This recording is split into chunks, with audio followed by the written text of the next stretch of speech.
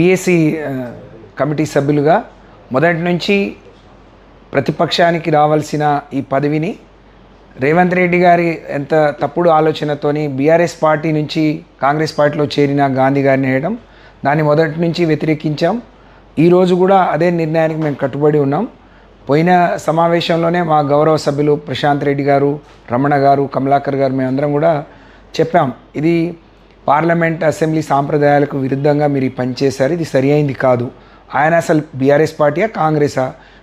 Congress party అయితే BRS పార్టీకి ఎందుకు ఇవ్వలేదు? బీఆర్ఎస్ పార్టీకి ఇచ్చి ఉంటే కేసీఆర్ గారి ఆలోచన మేరకు వారిచ్చిన పేరుని ప్రకటించాల్సిన మీరు మా పార్టీ ఎవరిని ఇవ్వాలనేది కూడా నిర్ణయించడానికి మీకు హక్కు లేదు, కాబట్టి ఇది సరి అయింది కాదు అని చెప్పాం.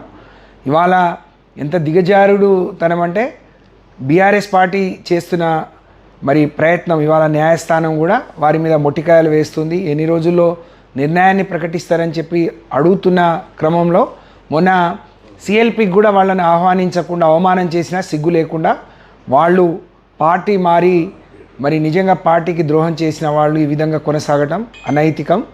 వాళ్ళను వెంటనే ఆ చైర్మన్ పదవి నుంచి తొలగించాలి. బీఆర్ఎస్ పార్టీ కేసీఆర్ గారు సూచించిన బీఆర్ఎస్ పార్టీ నాయకులు హరీష్ రావు గారికి మరి ధర్మంగా అది రావాల్సి ఉంది.